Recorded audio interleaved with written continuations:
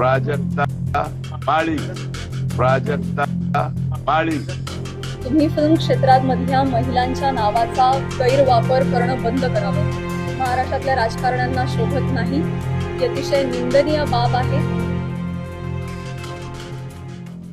बीडच्या मस्साजोगमधील सरपंच संतोष देशमुख हत्या प्रकरणावरून राजकीय वर्तुळात आरोप प्रत्यारोप होत असतानाच भाजपचे आमदार सुरेश धस यांनी काही अभिनेत्रींच्या नावाचा उल्लेख केला.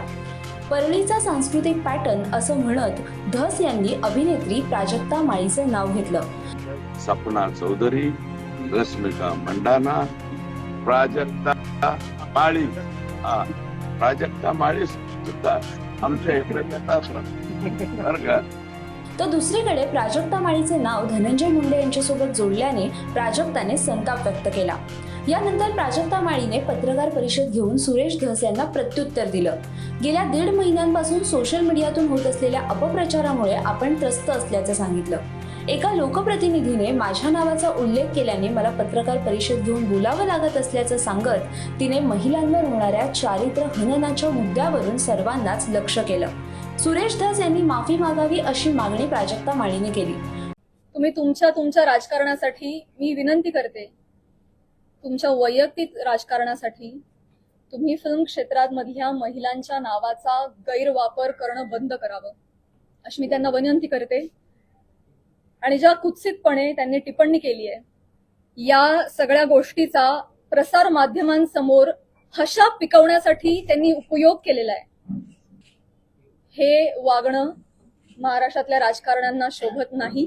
ही अतिशय निंदनीय बाब आहे. आणि म्हणूनच ज्या कुत्सितपणे त्यांनी टिप्पणी केली आहे आणि हशा पिकवलाय, प्रसार माध्यमांसमोर कसं बोलावं, काय बोलावं याचं ज्यांना भान नाहीये त्यांना मी विनंती करते की त्यांनी तितक्याच विनम्रतेनं माझी जाहीर माफी मागावी. प्राजक्ता माळीची बाजू घेत अनेक कलाकार आणि महिला नेत्या पुढे आल्यात.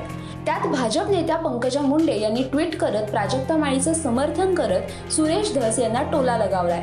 पंकजा मुंडे नक्की काय म्हणाल्या पाहूयात. शक्तीशिवाय कुठल्याही नकारात्मक ऊर्जेचा संहार होऊ शकला नाही. त्रिदेवही थकले की शक्तीचे आवाहन लागायचे. त्रिदेव कोणालाही वरदान द्यायचे आणि शक्ती संहार करायची.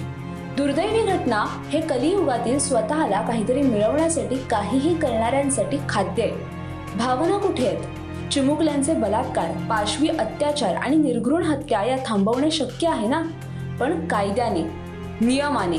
ते राहिले बाजूला, नुसती चिखलफेक. दुर्दैवाने सॉफ्ट टार्गेट आहे स्त्री आणि तिचे सत्व. काल पाहावलं नाही. पवित्र प्राजक्ताची पवित्र फुलं सांडताना आजची समाजाची जमीन ते धारण करण्यासाठी संवेदनशील आहे. तरी एका शक्तीची दुसऱ्या शक्तीला आपसूक साथ मात्र राहावी.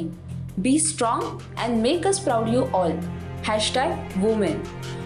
पंकजा मुंडेंनी प्राजक्ताचं कुठेही नाव घेतलं नाही. सर्व महिलांना कणखर राहायला हवं, स्वतःला कणखर बनवायला हवं असा संदेश मात्र पंकजा मुंडे यांनी दिलाय. भाजपचे नेतेच आता भाजपचे आमदार सुरेश धस यांच्या बाजूने उभे राहत नसल्याने त्यांची कोंडी होत असल्याचं चित्र सध्या पाहायला मिळत आहे. अशामध्ये आता या प्रकरणात पुढे काय होणार हे पाहणं महत्त्वाचं ठरणार आहे.